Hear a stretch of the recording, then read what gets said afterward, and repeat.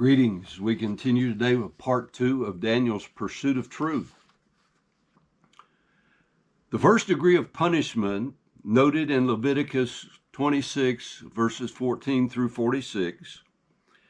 There is mental, physical, and spiritual sickness, insecurity, horror, or terror. This is the natural result of the guilty conscience. Second, there is a lack of increase, a wasting away. That is, this becomes a chronic disease. Third, there is a physical sickness, a burning fever. This becomes an acute chronic disease. These three are internal evidences.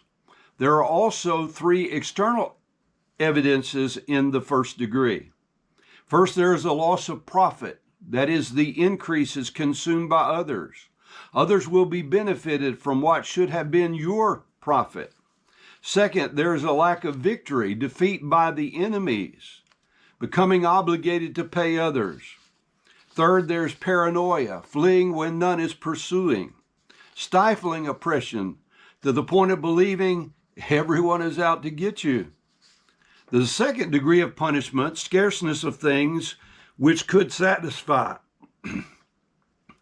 First, it refers to an alteration of weather.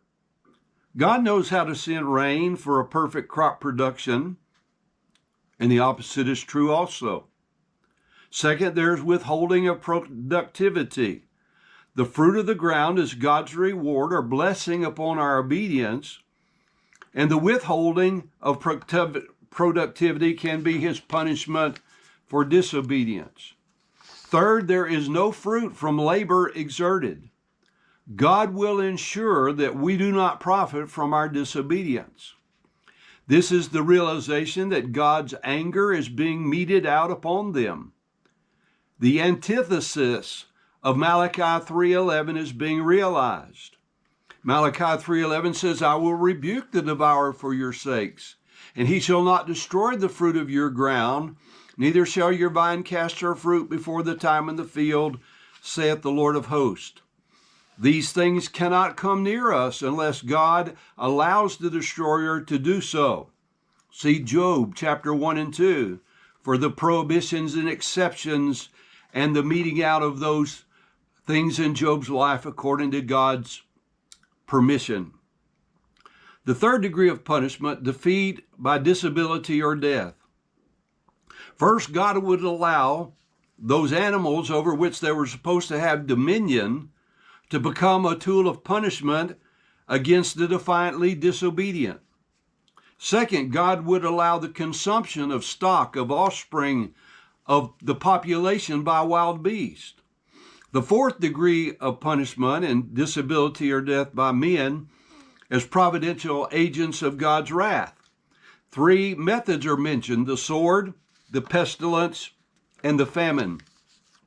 The fifth degree of punishment, extreme levels of punishment.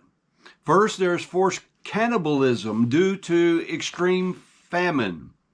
Second, there is the overthrow of the idols worshipped instead of God.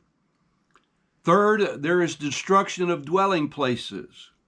Fourth, there is desolation of land. Fifth, there is captivity. And sixth, there is failure to thrive syndrome. Sixth, the final degree of punishment, other desolation of lands and people. First, there's despair of life. Second, there's extreme paranoia. Third, there's perishing without cause. Fourth, there is no defense before enemies.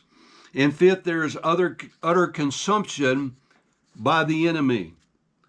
In the Babylonian captivity, God collected his 70 Sabbath years of rest for his land as he had commanded. Israel had refused to obey this principle for 490 years. Every seventh year was to have been a year of rest, and simple math, divide 490 by 7, and you will arrive at the number of 70 years.